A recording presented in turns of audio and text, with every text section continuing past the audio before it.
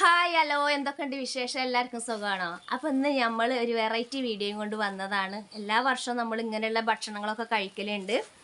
പിന്നെ ഇത് കർക്കിടക മാസമാണല്ലേ, അപ്പോൾ നമുക്ക് പ്രതിരോധ ശക്തി ഉണ്ടാകാൻ, നമുക്ക് രോഗപ്രതിരോധ ശക്തി ഉണ്ടാകാൻ, ആരോഗ്യം ഉണ്ടാകാൻ, ശരീരത്തിനൊക്കെ വേണ്ടിയിട്ടുള്ള ഒരു വീഡിയോ ആണിട്ടത്.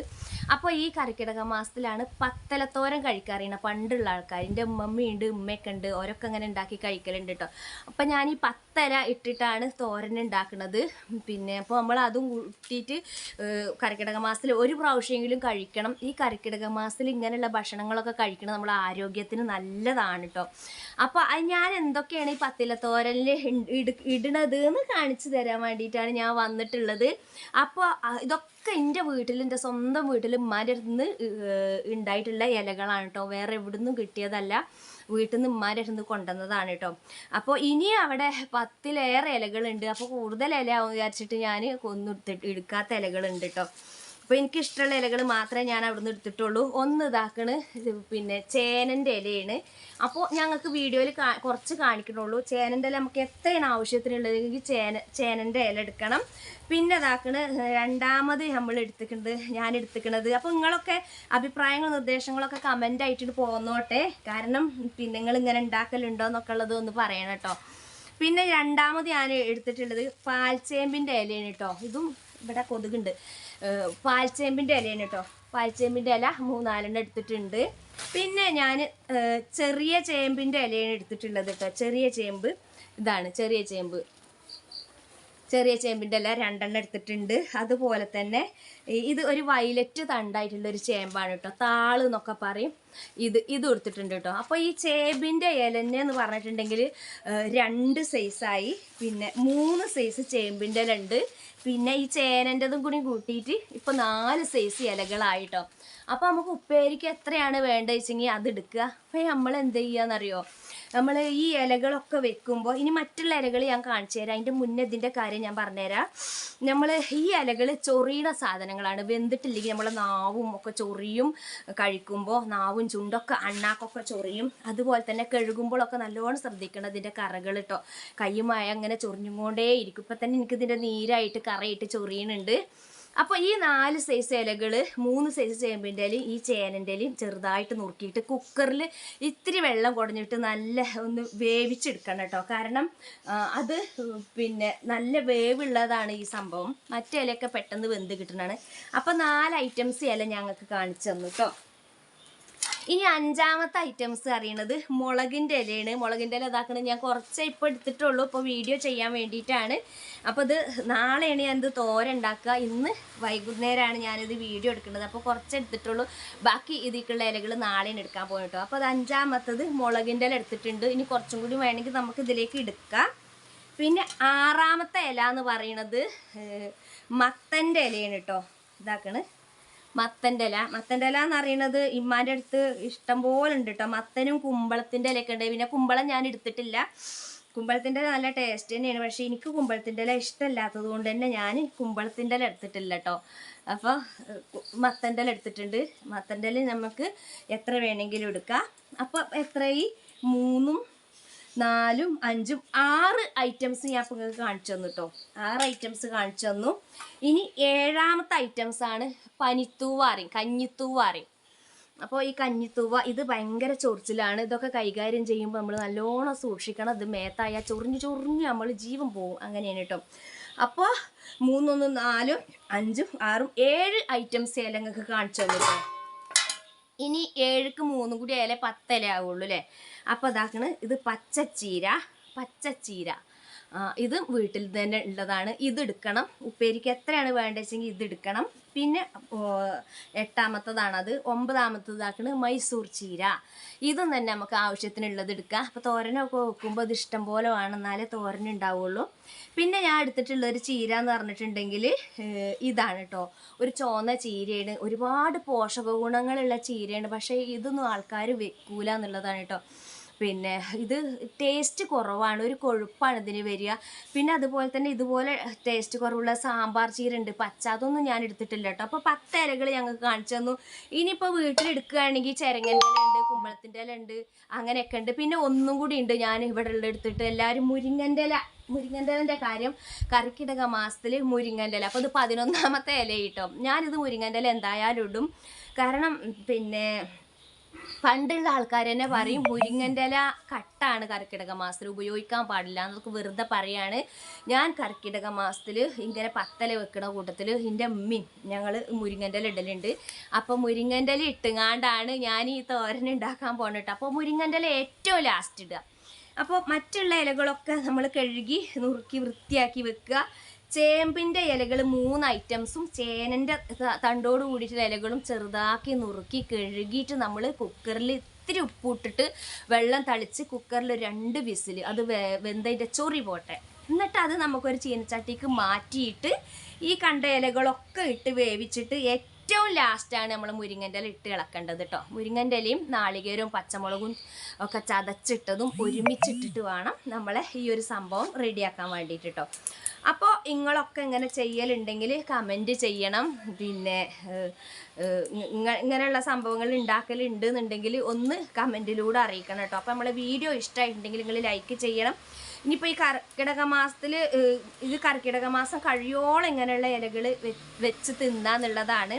കർക്കിടക മാസത്തിൽ എപ്പോഴെങ്കിലുമൊക്കെ ആയിട്ട് കഴിച്ചാൽ മതി. ചില ആൾക്കാർ പറയും 10ാം തീയതിൻ്റെ ഉള്ളിൽ കഴിക്കണം. അങ്ങനെയൊന്നുമില്ല. കർക്കിടക മാസത്തിൽ എപ്പോഴും നമുക്കിത് കഴിക്കാം.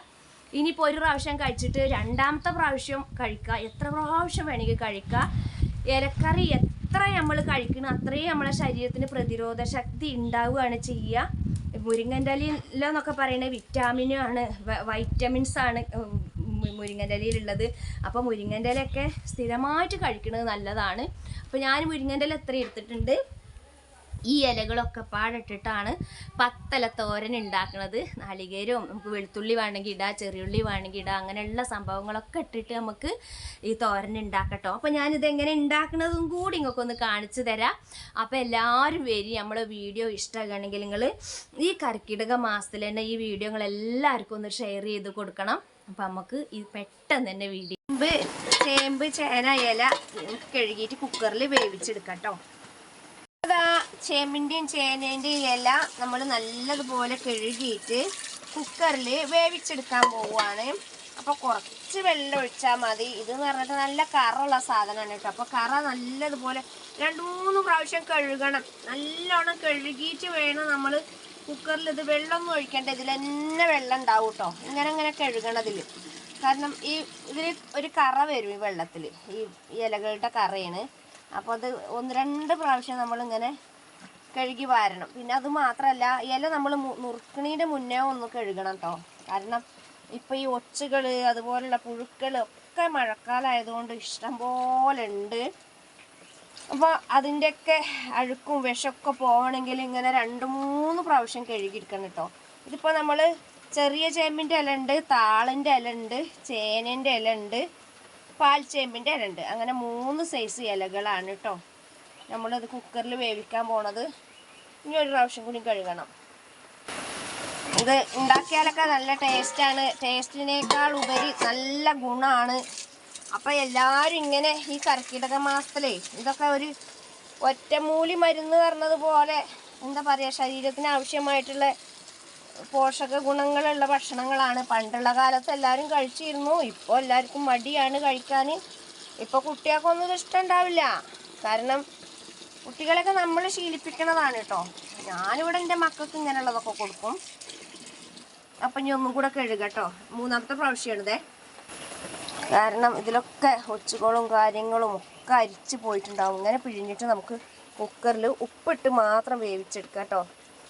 പിന്നെ നമുക്ക് മറ്റുള്ള ഇലകൾ പിന്നെ ഇത് വെന്തതിന് ശേഷമാണ് നമ്മൾ ഇട്ട് കൊടുക്കുക.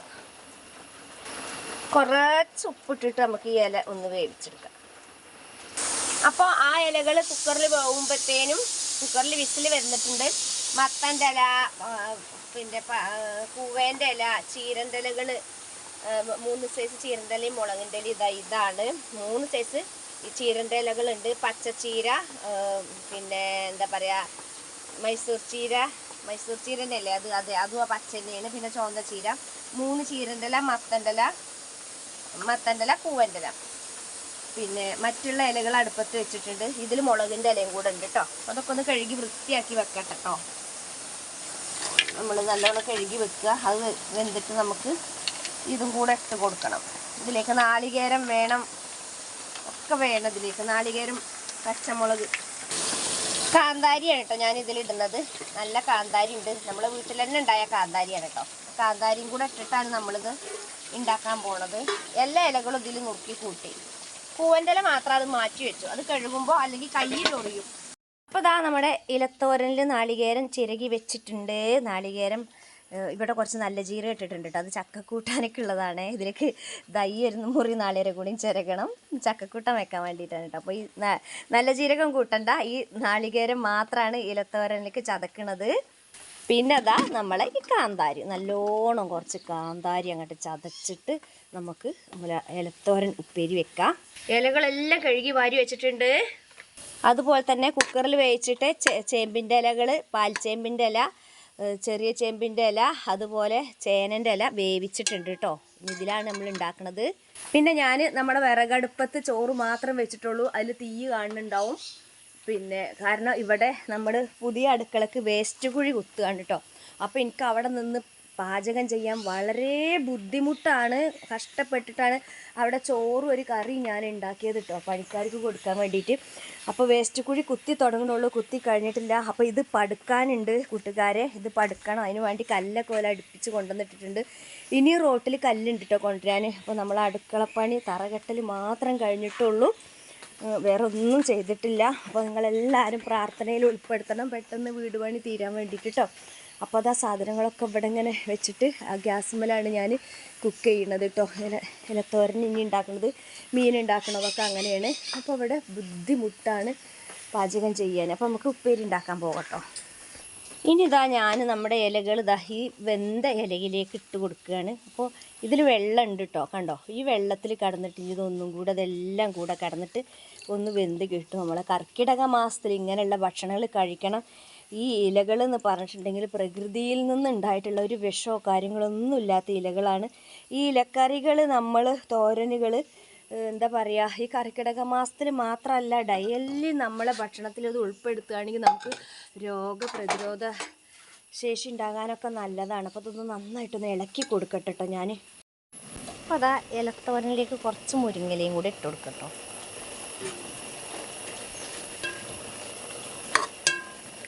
മുരിങ്ങല അധികമായാൽ പിന്നെ മറ്റ് ഇലകളുടെ ടേസ്റ്റ് ഇതിൽ കിട്ടൂല.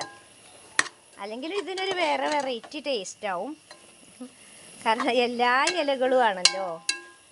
നമുക്ക് കാര്യമായിട്ട് ഇതിൻ്റെ കർക്കിടക മാസത്തിലുള്ള ഈ ഇലകളുടെ എല്ലാ വൈറ്റമിൻസും നമുക്ക് കിട്ടണം. അതാണ് ഇപ്പോൾ നമ്മളെ ആവശ്യം. ഇതിക്കിനി നമ്മളെ നാളികേരം ചതച്ചത് ഇട്ട് കൊടുക്കാം കേട്ടോ. നമ്മളെ ഇലത്തോരനിലേക്ക് നമ്മളിതാ നല്ല ശുദ്ധമായിട്ടുള്ള പച്ച വെളിച്ചെണ്ണ കുറച്ച് ഇങ്ങനെ ഒഴിച്ചു കൊടുക്കും. എന്നിട്ട് എന്ത് ചെയ്യുക, നന്നായിട്ടൊന്നുണ്ട് ഇളക്കി കൊടുക്കട്ടോ. നമ്മളെ ഇലത്തോരനിൽ നമ്മളെ തോരൻ റെഡി ആയിട്ടുണ്ട്. ഇനി നമുക്കിത് ചോർക്ക് കഴിക്കാം. അത്രയും ടേസ്റ്റി ആയിട്ടുള്ളൊരു തോരനാണ് കേട്ടത്. എല്ലാ ഇലകളും നിങ്ങൾക്കറിയാലോ എത്ര ഇലകൾ ഇതിൽ ചേർത്തിട്ടുണ്ടെന്നുള്ളത്. അപ്പോൾ ഇങ്ങനെയൊക്കെ എല്ലാവരും ഉണ്ടാക്കി നോക്കണം. അപ്പോൾ ഞാനിത് ഒന്നെടുത്ത് കുറച്ച് കഴിക്കട്ടെ കേട്ടോ. നമ്മളെ വീഡിയോ ഇഷ്ടമായിട്ടുണ്ടെങ്കിൽ ചോറ് കൂട്ടി കഴിക്കട്ടെ. നമ്മളെ വീഡിയോ ഇഷ്ടമായിട്ടുണ്ടെങ്കിൽ നിങ്ങൾ എന്തായാലും ലൈക്ക് ചെയ്യണം. അഭിപ്രായങ്ങളും നിർദ്ദേശങ്ങളൊക്കെ കമൻറ്റിലൂടെ നിങ്ങൾ അറിയിക്കണം കേട്ടോ.